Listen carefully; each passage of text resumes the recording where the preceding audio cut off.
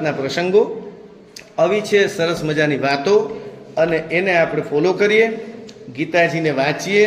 જ્ઞાન યોગ છે, કર્મયોગ છે, ભક્તિ યોગ છે. તમે જે કોઈ પંથના પથિક હો એ પ્રમાણેનું નોલેજ એમાંથી તમને મળી રહેશે. વિદેશના જે મહાનુભાવો છે એના તો ખૂબ નામ સાહેબે લીધા અને આપણને બધાને કીધું. સર્વોપનિષદો ગાવો દુગ્ધા ગોપાલ નંદન પાર્થો વત્સઃ સુધીર ભોક્તા દુગ્ધમ ગીતા મૃતમ મહત. આપણા સનાતન ધર્મની અંદર વેદો છે એ બધા અઘરા છે, ક્લિષ્ટ છે. એના પછી આવે છે ઉપનિષદ. ઉપનિષદ શબ્દનો અર્થ થાય છે ઉપ અને નિષદ. ઉપ એટલે કે નજીકમાં, અને નિષદ એટલે કે બેસો. ગીતાજીમાં પણ ભગવાન જ્ઞાન પ્રાપ્તિની રીત બતાવતા કહે છે કે તદ્વિધિ પ્રણિપાતેન પરિપ્રશ્નેન સેવયા ઉપદેક્ષંતિ તે જ્ઞાનમ જ્ઞાનિનસ તત્વદર્શિનઃ. તમારે જેની પાસેથી જ્ઞાન મેળવવું છે તદ્વિધિ એટલે કે એને જાણો. ઘણીવાર એવું થાય કે આપણે જેની પાસે નોલેજ લેવા જાય ને એને એનું નોલેજ હોય જ નહીં. પ્રોબ્લેમ એવો થાય, મોટા મોટા ટીલા ટપકા કરીને ભગવા કપડાં પહેરીને બેઠા હોય ને લોકો પછી બેસી જાય, પછી ખબર પડે કે ગુરુજી પોતે ગોળ છોડી ન થકતા અને આપણને એમ કહે છે કે ગોળ ખવાય નહીં. એટલે એવું ન થાય એટલા માટે જેની પાસેથી જ્ઞાન મેળવવાનું છે તદ્વિધિ. જો એ જ્ઞાન મેળવવા યોગ્ય હોય તો પ્રણિપાતેન એને પ્રણામ કરો. પછી પરિપ્રશ્નેન એને પ્રશ્ન પૂછો. આપણી પરંપરા એવી હતી કે એની અંદર સ્ટુડન્ટ છે એ પ્રશ્ન પૂછી શકે, શ્રોતા છે એ વક્તાને પ્રશ્ન પૂછી શકે. પછી તકલીફ એ થઈ કે આ બધા મોટા સ્ટેજ અને માઇક આવી ગયા ને એની અંદર પ્રશ્ન પૂછવાની પરંપરા જ વિલુપ્ત થઈ ગઈ. નગર આપણા તમામ શાસ્ત્રો છે એ પ્રશ્નથી જ શરૂઆત થાય છે. ગીતાજી હોય તો એ અર્જુનના પ્રશ્નોથી, ભાગવતજી હોય તો એમાં સૌનકાદી ઋષિઓના પ્રશ્નો છે. હા, પ્રશ્ન પૂછવામાં આવે પછી જ ગુરુ છે એ જવાબ આપતા હોય છે અને શિષ્યોની જે શંકાઓ છે એનું સમાધાન કરતા હોય છે. સર્વોપનિષદો ગાવો. ઉપનિષદ છે એ બધી ગાય છે. એને દોવાવાળા કોણ છે? ગાય દોવી ને એ અઘરી હોય. જે લોકોને ઘરે ગાય હોય, ભેંસ હોય, એ લોકોને ખબર હોય. અહીંયા માલધારી સમાજના પણ એક કોડિયાતર સાહેબ બેઠા છે.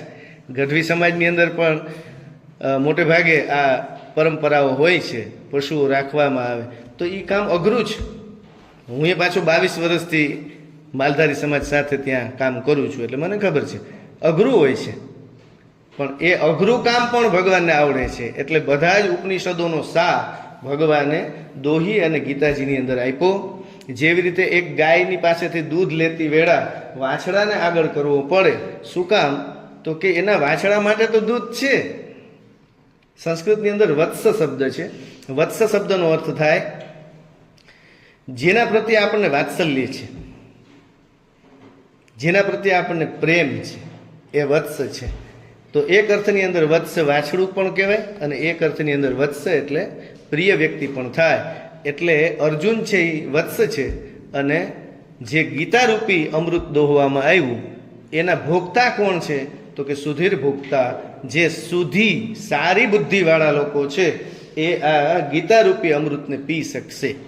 જો દૂધ પીવામાં આવે એમ, અને એમાં એ ગાયનું દૂધ તો એ પ્રખર પ્રજ્ઞા છે એને આપનારું હોય છે. આપ સૌ પણ જીવનની અંદર ક્યારેક પણ ગીતાજી ખોલજો.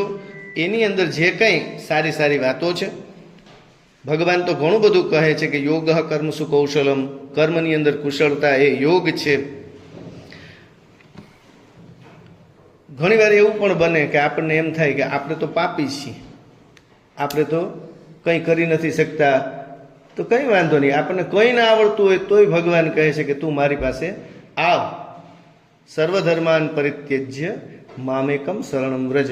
ગંગા કોઈ દિવસ એમ કહે જ નહીં કે તું મેલો છો, તારા કપડાં મેલા છે, એમ કર જ્યાં ચોખ્ખો થઈ આવ પછી નાવા આવજે. અરે ગંગાનું તો એ કામ જ છે. એમ આપણા બધા જ શાસ્ત્રોનું આ કામ છે. આપણા બધા જ શાસ્ત્રોમાં ગંગા જેવા છે અને એનું આપણે સ્નાન કરીએ. આ તો નાનકડું એવું આચમન હતું, મને જે કંઈ આવડ્યું મેં તમને સંભળાવી દીધું. પણ આના માધ્યમથી આપ સૌ ગીતા પ્રેમી બનજો. સરકાર પણ પ્રયત્ન કરી રહી છે. આ વર્ષે ખંભાળિયાની અંદર જિલ્લા કક્ષાનો આજે કાર્યક્રમ છે, સન્માન સમારોહ છે. ગીતા જયંતિની જે સ્પર્ધાઓ હતી એ સંપન્ન થઈ ગઈ છે.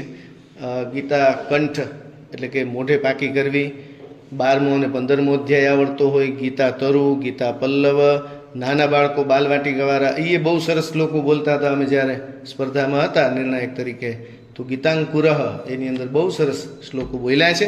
એ બધાનું આજે ત્યાં સન્માન થશે અને આપણા બધાનું જીવન છે એ ઉન્નત બને એ પહેલાં બને એ તો બનાવશે જ ભગવાન જ્યારે ગીતાનું સરનું લેશું, પણ એ પહેલાં એક જે ગીતાજી વિશેની થોડી વાત ભજન રૂપે છે એ હું ગાય અને પછી મારી વાત પૂરી કરું છું.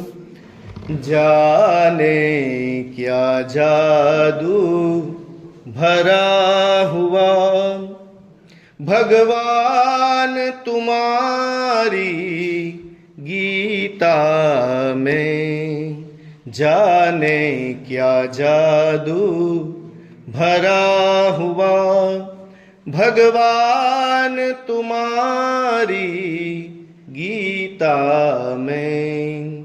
मन च मन हमारा हरा हुआ, मन च मन हमारा हरा हुआ भगवान तुम्हारी गीता में.